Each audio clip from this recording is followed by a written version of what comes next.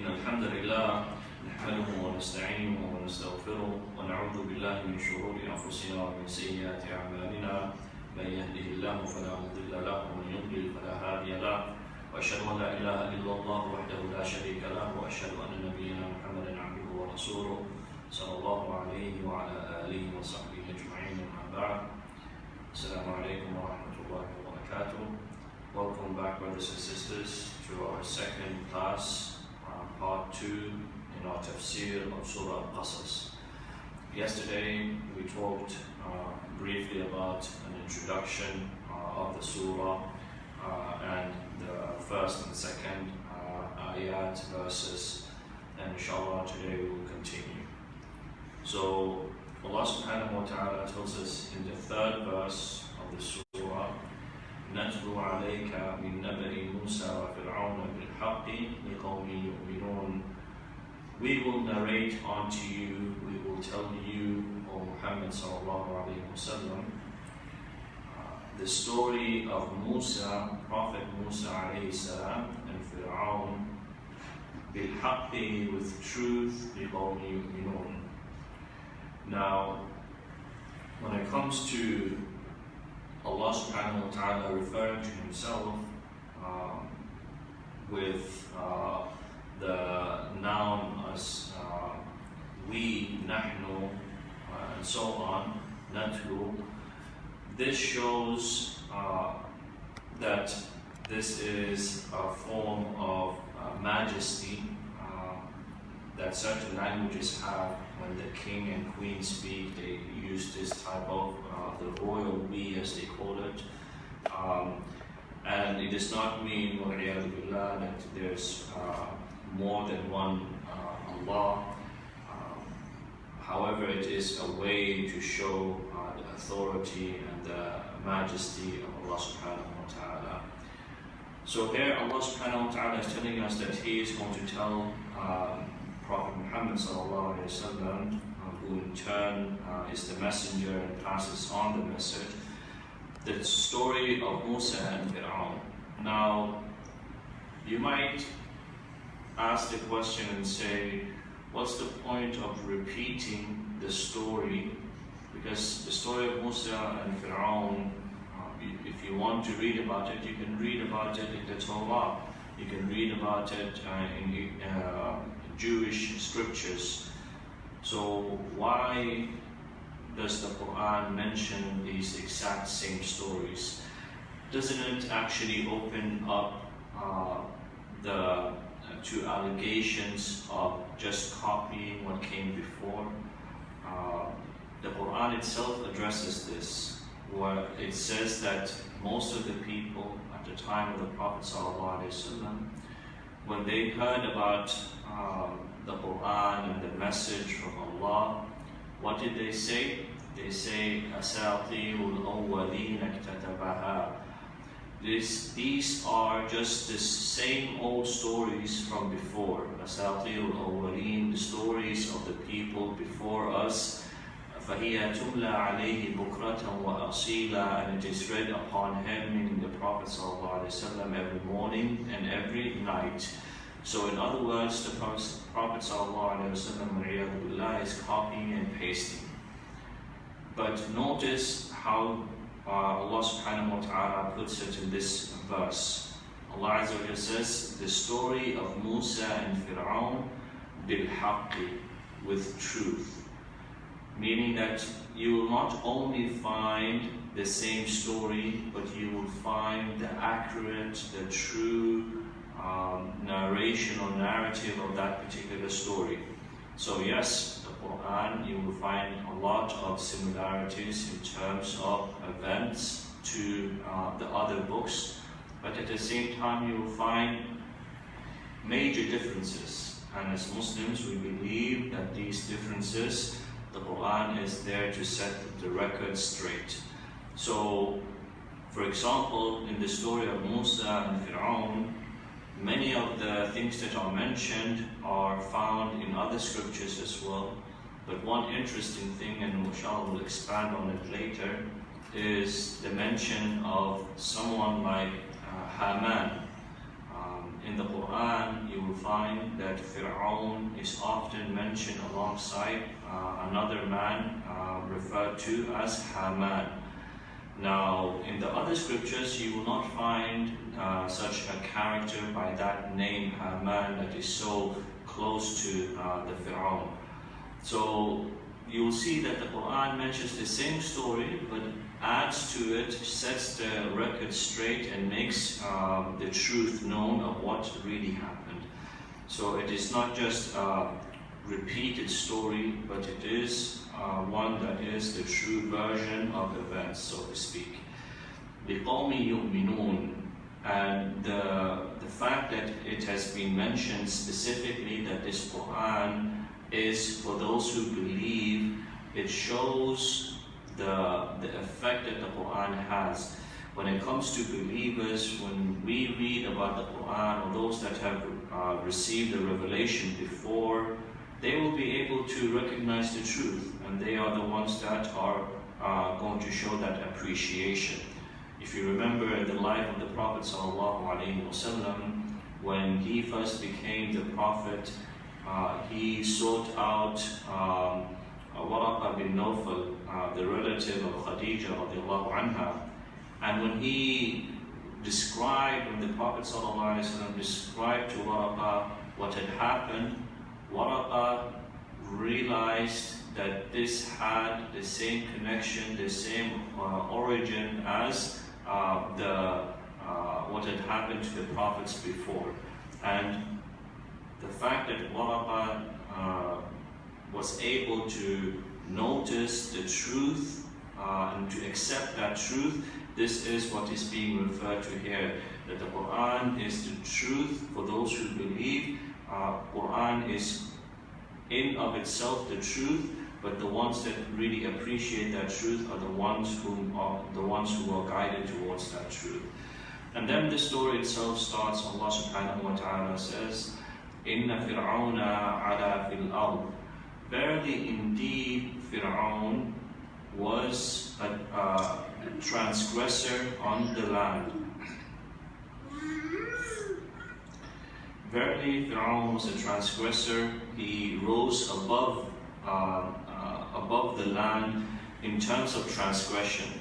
So from the very beginning, Allah subhanahu wa ta'ala, the Creator, is defining or mentioning Fir'aun as a transgressor. وَجَعَلَ أَهْلَهَا شِيعًا يَسْتَضْعِفُ طَائِفَةً مِّنْهُمْ يُذَبِّحُ أَبْنَاءَهُمْ وَيَسْتَحْيِي نِسَاءَهُمْ. So the way that Fir'aun used to treat his people was in a very cruel way. He knew that in order to remain in power, he needed to divide the people. وَجَعَلَ أَهْلَهَا شِيعًا. Shia in Arabic, it means ta'ifa, a group, and this is where terms such as Shi'atu Ali or the Shia in general come from in terms of the word itself. In the Quran, this does not have any connotations to the word. Allah subhanahu wa ta'ala, when He speaks about the prophets, He says in Surah Safat, وَإِنَّ مِنْ شِيعَتِهِ لَإِبْرَاهِيمَ. And verily part of his group, his Shia, his group, the group of Nuh alayhi salam, is Ibrahim alayhi salam. So this word means a group or a division. So why did Fir'aun treat the people in such a way? We know from politics in general, they say in order for a person to remain in power, to remain in control, he needs to divide his subjects. They need to make sure that the people do not come together and rebel against the leader. And this is Fir'aun playing into that. And he even went a step beyond. يَسْتَضْعِفُ طَائِفَةً مِّنْهُمْ. He actively would put and oppress one group of them down. طَائِفَةً مِّنْهُمْ.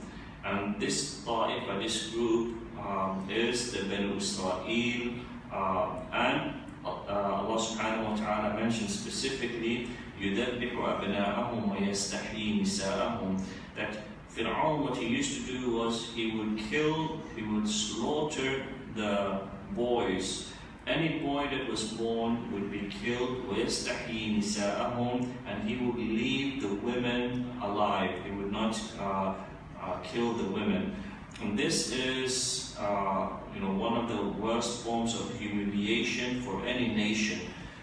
Because if he had killed both the boys and the girls, then that would have ended with the death. But now the fact that a whole nation is lacking literally the manpower, it puts them at a great disadvantage. And this is what Fir'aun wanted. And you might wonder to yourself, why this cruel approach? Why was Fir'aun so evil, so cruel? Especially against the Banu Israel. There's a few reasons. Fir'aun in general was cruel. The only thing that Fir'aun cared about was to remain in power, for people to worship him, and for him to be in control. Now, in order to do so, he would definitely need to oppress others. But on top of that, the Ahlul Tafseer, the scholars of Tafseer, they actually say that Fir'aun one night saw a dream. And in that dream, he saw a fire coming out of Bayt al-Maqdis, Jerusalem, making its way to Egypt where they lived, and it destroyed everything except for the houses of the people of the Banu Israel. So now when Fir'aun woke up, he went to his advisors, those that were closest to him, and asked for the interpretation. And they said that this basically means that there will come a time, a boy will be born from the Banu Israel, and this boy will take out his revenge, his vengeance upon the Pharaoh and everyone with him. So Fir'aun, trying to change fate itself, the qadr itself, what did he decide to do? He decided to kill every single boy that was born from the Banu Israel to make sure that this dream would not come true. But his advisors stepped in and they said, if you kill every single boy of the Banu Israel, we will not have any slaves, we will not have people that can work for us.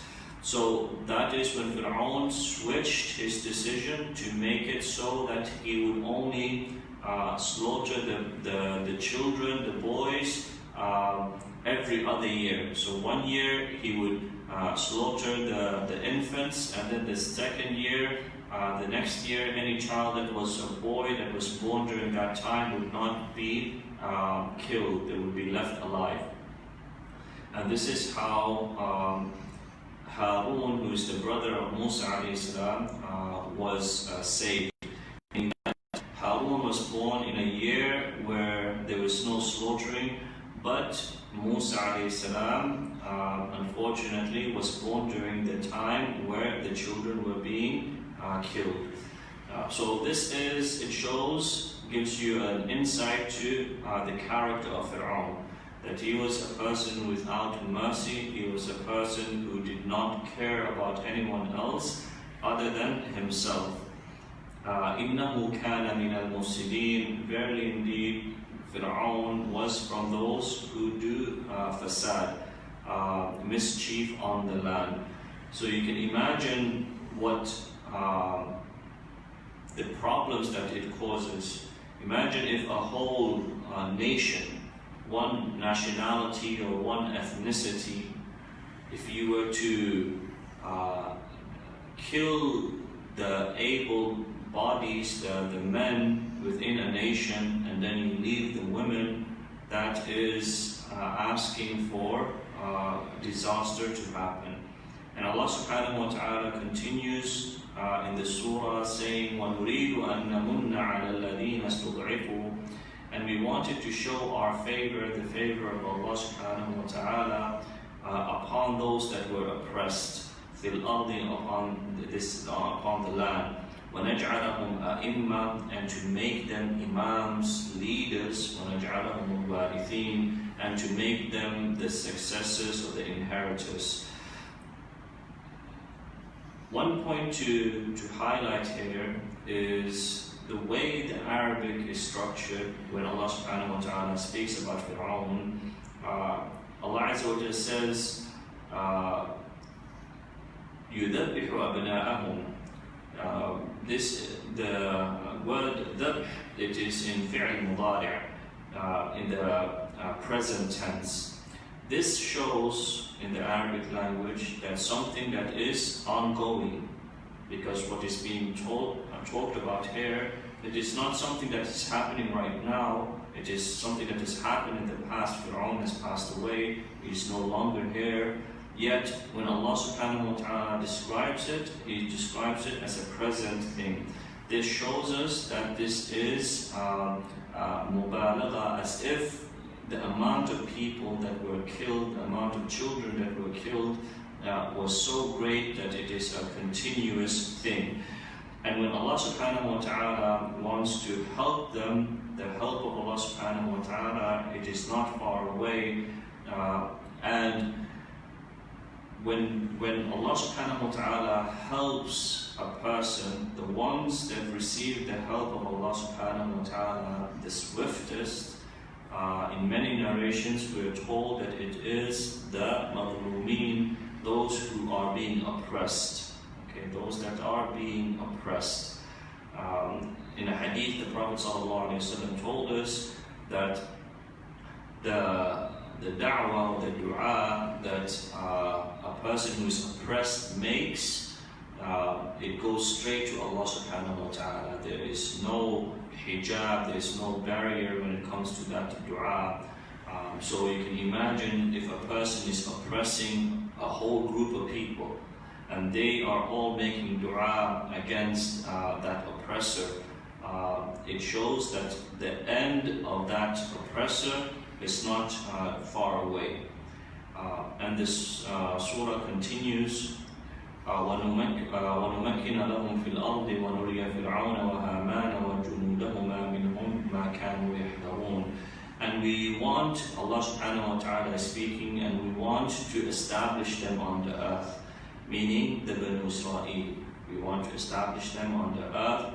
وَنُرِيَ فِرْعَوْنَ وَهَامَانَ وَجُنُودَهُمَا. And we want to show Fir'aun, not only him, but Fir'aun, Haman, and their army. مِنْهُمْ مَا كَانُوا يَحْذَرُونَ. That which they used to fear or avoid. So, from this verse, we understand that Fir'aun is the head. He is the head oppressor. Along with him is Haman. And the way that Haman is described in Islam, in the Quran mainly, it is together with Fir'aun. In some hadith it is mentioned that Fir'aun and Haman will be resurrected together. So you see that sometimes, even though Fir'aun takes the bigger responsibility, Haman is attached to Fir'aun. And this shows the importance of being around, making sure that the company that you keep is a good one. Because if you are not, then you will be in the same situation such as Haman. Perhaps he was not as evil as Fir'aun himself, but because he was an enabler, because he was so close and tight with Fir'aun, he is often mentioned along with him. And like I said, in some certain hadith, it mentions that Fir'aun and Haman will be resurrected on Yawm al-Qiyamah together. And it is important for us to make sure that we are in good company. And interestingly, like I mentioned in the beginning, Haman is an individual that is not mentioned in the other scriptures. Haman is not mentioned in the other scriptures. And this adds to the evidence that the Quran is not just a copy and paste work, but rather it is something that can be verified through historical records. And Haman, another thing that adds to show that Haman was not just a lowly person, meaning he was not just a servant of Fir'aun's. When Allah subhanahu wa ta'ala refers to the army, وَجُنُودَهُمَا, He does not, Allah Azza wa Jalla does not say the army of Fir'aun itself, but He says وَجُنُودَهُمَا, as if the army is attributed to both Fir'aun and Haman. And Allah subhanahu wa ta'ala mentions these three components, Fir'aun, Haman, وَجُنُودَهُمَا, and their armies, to show that what we know as truth is, when it comes to oppression, it is not a one-man job. Meaning that in order for a person to really be an oppressor, they need the people behind them, like Haman, that is an enabler, and they need the means, like having the army and so on. And oppression, whether it is on a big scale or a small scale, the Prophet ﷺ would always warn against it. And he used to say, be fearful, be very fearful of the dua of the person who is oppressed. And the Prophet ﷺ used to emphasize this as many times, that one dhulm, one oppression becomes dhulumat on Yawm al-Qiyamah. One oppression becomes a lot of oppression or a lot of regret on the Day of Judgment. And Allah subhanahu wa ta'ala wants to show Fir'aun, Haman and their armies. What is it that Allah wants to show them? مِنْهُمْ مَا كَانُوا يَحْذَرُونَ, that which they used to try to protect themselves, what they were fearful of. And this shows us, here it refers to their destruction. And this shows us that regardless of the position that a person has in life, whether they are the leader of a country, or they have a lot of influence like Haman, or they have physical power like the army, Allah subhanahu wa ta'ala will make the truth known, meaning that if a person does not follow that which Allah subhanahu wa ta'ala has revealed, the outcome will be one and the same. The outcome will be one and the same. So this again is setting the stage. Allah subhanahu wa ta'ala is telling us what is happening in Egypt, in Misr, at that time, just before the birth of Musa alayhi salam. And Fir'aun, at the moment, he is persecuting the people, he's persecuting the people in general in order to remain in power, but specifically he is persecuting the Banu Israel. And why is he specifically persecuting the Banu Israel? Because of a dream that he saw, and he does not want that dream to come true. And this is the environment, this is the life that Musa alayhi salam is born into. And even though it seems like all the odds are stacked against him, Musa alayhi salam has Allah subhanahu wa ta'ala by his side, and we will see the outcome of his life and the things that happened to him. So inshallah, we will stop here for today's class, but we will continue with any questions that people might have on Zoom. Jazakumullahu khairan.